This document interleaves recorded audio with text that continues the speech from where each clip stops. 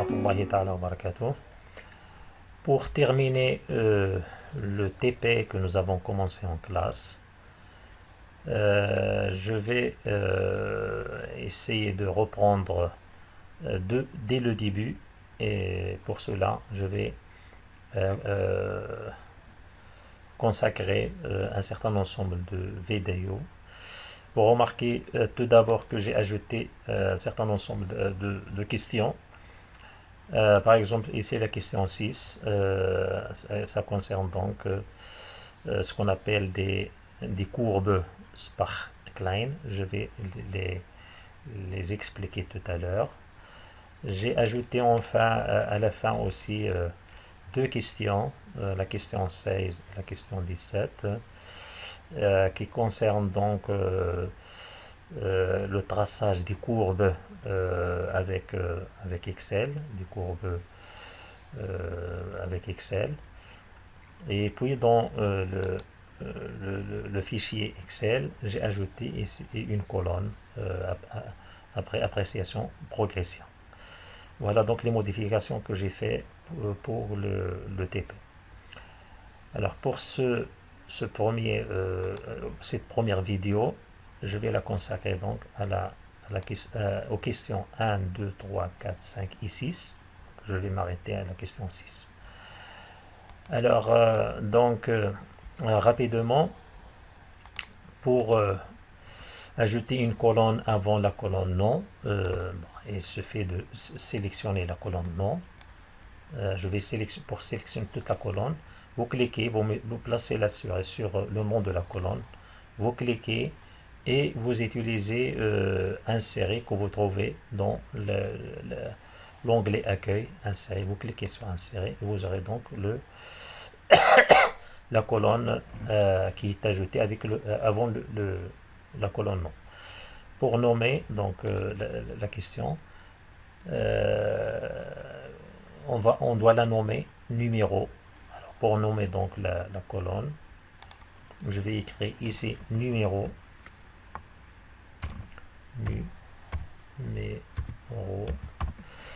Alors, la suite, c'est remplir la colonne avec, donc, bien sûr, le numéro. Alors, pour remplir la colonne, il suffit d'écrire 1 dans la première cellule de la colonne. Cliquez sur cette même cellule et vous cliquez deux fois sur le petit bouton en bas à droite de la cellule, deux fois. Alors vous allez avoir toute la colonne remplie avec des 1, mais je ne veux pas seulement des 1, mais je vais insérer. Commençons par 1. Donc il suffit de chercher ce petit bouton, ce petit icône. Vous cliquez là-dessus et vous choisissez la deuxième option, c'est-à-dire incrémenter une série. Pardonnez-moi. Alors maintenant vous avez donc toute la colonne qui est remplie avec 1, 2, 3, etc. La série numérique connue 1, 2, 3 pour donc numéroter les élèves. Deuxième question, rapidement, remplir les colonnes somme et moyen. Donc, rapidement. Somme, pour remplir la colonne somme, donc dans l'onglet accueil, vous choisissez cette icône, ce petit icône. Vous cliquez sur la petite flèche et vous choisissez somme. Alors l'ordinateur vous indique les colonnes pour ajouter. Bon, il ne faut pas utiliser la taille, donc il faut sélectionner devoir numéro 1, devoir numéro 2, devoir numéro 3 et de taper Entrée. La même chose en ce qui concerne la moyenne. Vous cliquez sur la petite flèche, vous choisissez la moyenne, vous sélectionnez les bonnes données, c'est-à-dire les devoirs 1, 2 et 3. Vous tapez sur Entrée.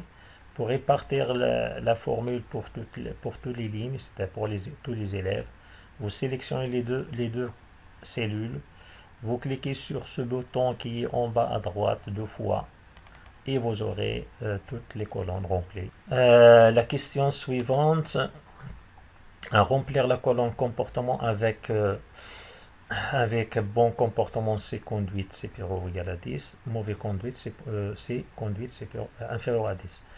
Alors là, il s'agit d'utiliser la fonction C de l'Excel. Alors, la fonction C de l'Excel, j'ai placé à la fin de ce document sa syntaxe. Alors, la syntaxe de la fonction C, c'est comme ça, ça s'écrit comme ça. On écrit dans la cellule égale C, entre parenthèses, le test,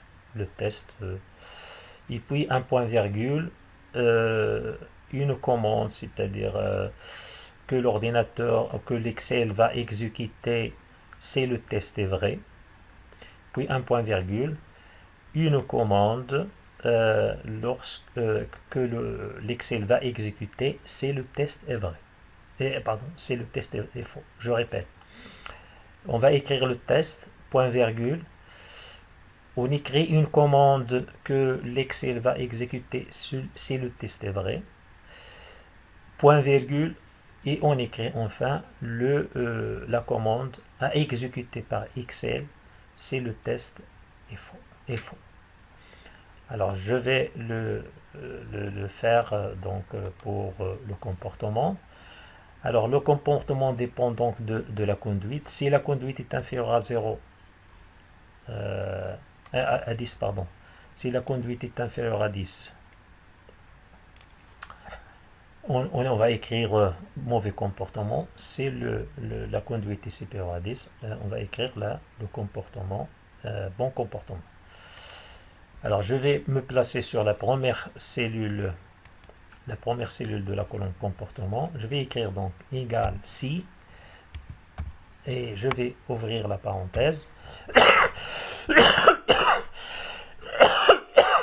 Pardonnez-moi. Alors je vais cliquer sur la cellule qui contient la conduite, donc c'est G2. Je vais voir si l'effet est inférieur à 10. Donc voilà le test G est inférieur à 10, donc il est soit faux, soit vrai. Alors je vais mettre point virgule. Je vais placer maintenant la commande à exécuter par Excel si le test est vrai. C'est-à-dire ici on va afficher, je vais demander à Excel d'afficher le message mauvais comportement. Alors le message doit être mis entre les guillemets de la touche 3, c'est pas la touche 4. Donc je vais ouvrir les guillemets avec, en appuyant sur la touche 3 et je vais écrire mauvais AIS comportement. Voilà. Je vais fermer les guillemets avec la touche 3. Et puis point virgule. Maintenant je vais placer à la suite le message, c'est-à-dire la commande à exécuter par Excel, c'est le test est faux. C'est-à-dire lorsque la conduite est supérieure à 10, est supérieure ou égale à 10. Supérieure ou égale à 10. Donc je vais le mettre entre guillemets, c'est-à-dire on va afficher le message bon comportement. Bon comportement.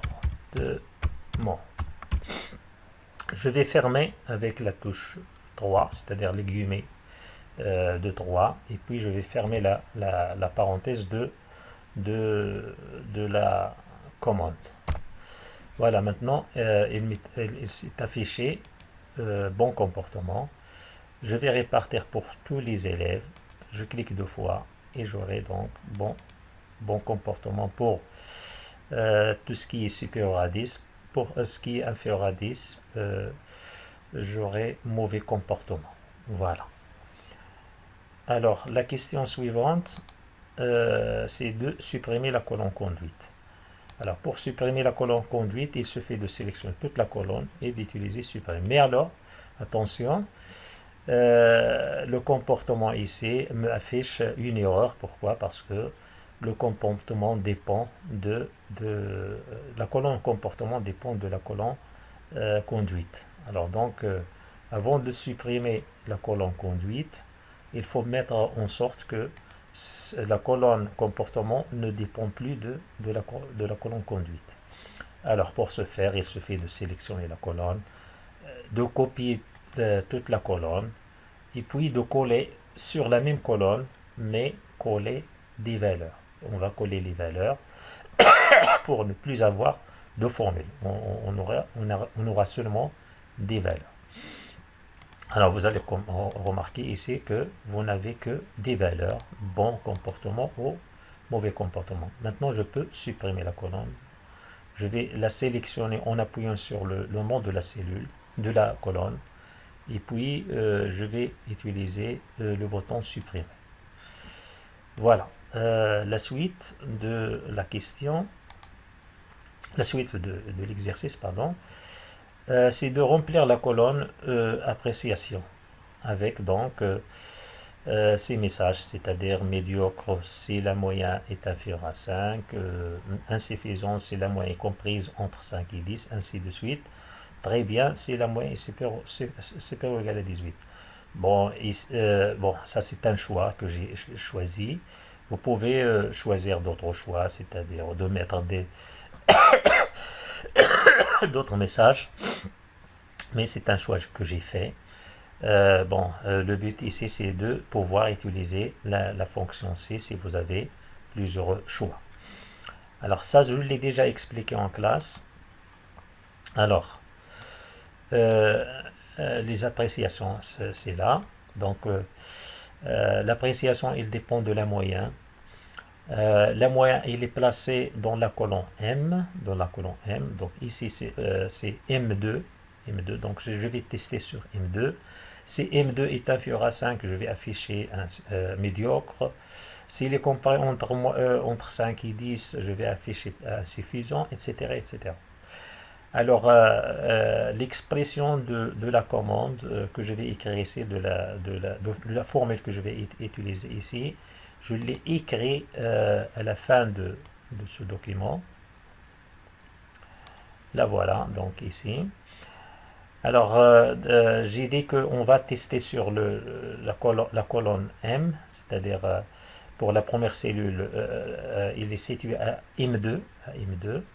Donc, si M2 est inférieur à 5, donc je vais donc exécuter la commande qui s'est écrit, c'est-à-dire on va afficher médiocre, que je dois mettre entre deux guillemets, entre les guillemets de 3. Il s'agit d'un texte, donc je vais le mettre entre guillemets. Donc point virgule. Voilà ce qu'on va exécuter lorsque le test est vrai. Point virgule. Voilà tout ce qu'on va exécuter si le test est faux. Alors si le test est faux, c'est-à-dire lorsque M2 est supérieur ou égal à 5, on va faire ça. Alors, on va tout d'abord voir si tout ce qui est... on va tout d'abord voir si tout ce qui est inférieur à 10. Alors, si la note est inférieure à 10, la moyenne est inférieure strictement à 10, on va afficher insuffisant. Sinon, on va exécuter tout ça jusqu'à ici. Voilà. Et ainsi de suite. Alors, pour aller plus vite, donc, je vais sélectionner toute cette expression-là. Je vais la copier et je vais le coller dans appréciation. Donc, coller. Voilà, donc maintenant ici, on a affiché assez bien, puisque la note est égale à 14. Voilà. Je vais répartir la formule pour toutes les autres lignes, comme ça. Alors j'ai passable, insuffisant, assez bien, bien, etc. Je n'ai pas de médiocre. Pourquoi? Parce que les notes sont tous supérieures à 6, supérieures ou égales à 6. Par exemple, ici, je vais mettre, voilà, je vais modifier une note des notes pour un élève, par exemple cet élève insuffisant, donc il a un 8, je vais mettre ça un 5, ou bien inférieur à 5, je vais mettre 4 ici, 4 ici et 4 ici. Alors vous voyez maintenant médiocre, hein, médiocre, passable, bien, etc. etc. Donc c'est juste, la formule est juste. Alors la suite. La suite, c'est la question numéro 6. Alors la question numéro 6, il s'agit de quoi? Dans la colonne progression, c'est la dernière colonne que j'ai ajoutée, là. Qu'est-ce que je vais mettre? Qu'est-ce que je vais mettre dans cette colonne? Alors, on va afficher les courbes Sparkline correspondant à l'évolution des notes des 3 devoirs pour chaque élève. Alors, ces courbes-là, que ça veut dire? À quoi ça sert? À quoi ça sert? Alors, la colonne appréciation sert à quoi? Sert à évaluer un petit peu avec un message la moyenne, c'est-à-dire à exprimer en quelque sorte cette moyenne, au lieu d'avoir des notes, des nombres comme ça. On a utilisé un petit message pour évaluer cet élève, pour un petit peu donner une avis, une petite évaluation pour l'élève. Alors là, alors en ce qui concerne les cours Sparkline, quel est leur rôle? Leur rôle, c'est d'avoir, par exemple, ici, ces devoirs. Alors la moyenne me donne un petit peu la moyenne pour les 3 devoirs. Même la moyenne, c'est un moyen d'évaluer, c'est-à-dire d'évaluer le travail de cet élève. On fait la somme, puis on divise par le nombre, etc. Alors, un autre moyen pour évaluer, ce sont donc ces courbes. Alors, qui me donne quoi? Qui me donne donc l'évolution, c'est-à-dire la progression de cet élève. Par exemple, ici, l'élève ici, la première note, c'est 14. La deuxième, donc il a baissé à 13. La troisième, il a une note, il a fait donc il a fait un petit effort pour avoir un 14,7. Alors que, par exemple, cet élève-là, oui, la même chose. Alors, on va voir. Alors, je vais afficher les courbes Sparkline. Et puis, on va donc les, les,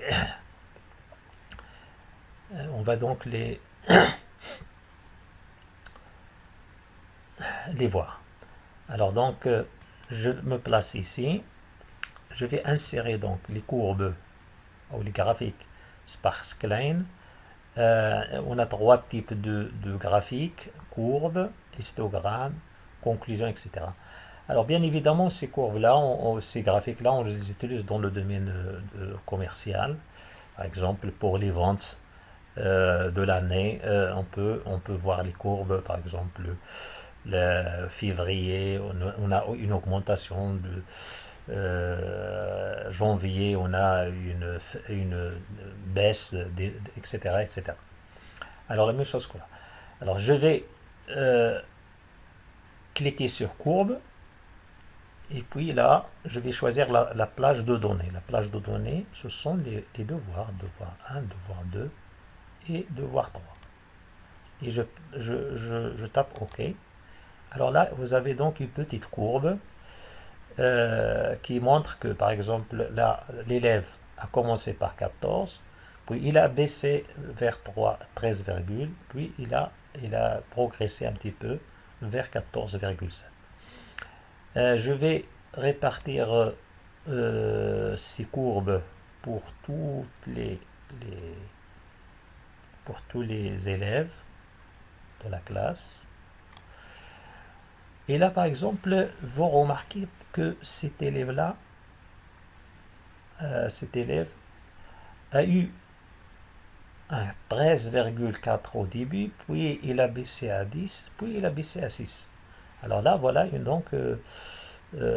information intéressante. La même chose que celui-là, c'est un élève qui a baissé, qui n'a pas fait d'efforts, alors que là, par exemple, c'est un élève qui a fait des efforts. Voilà un élève qui a fait beaucoup d'efforts. Au début, c'est 12,2, puis 12,5, puis 16,7. Voilà, donc chaque courbe m'informe donc sur... bon, voilà un élève qui a fait encore des efforts. Mais là, vous avez les deux, même les trois élèves qui ont commencé par des bonnes notes et puis ont baissé, ont des notes très faibles. Voilà donc l'utilité de ces courbes. Au lieu d'utiliser ces courbes, je peux utiliser les histogrammes. Les histogrammes. Voilà. Je peux utiliser des histogrammes. Je peux utiliser des courbes, etc., etc. Alors je vais annuler. Voilà. Donc voilà pour cette vidéo. Et à la vidéo prochaine, Inch'Allah.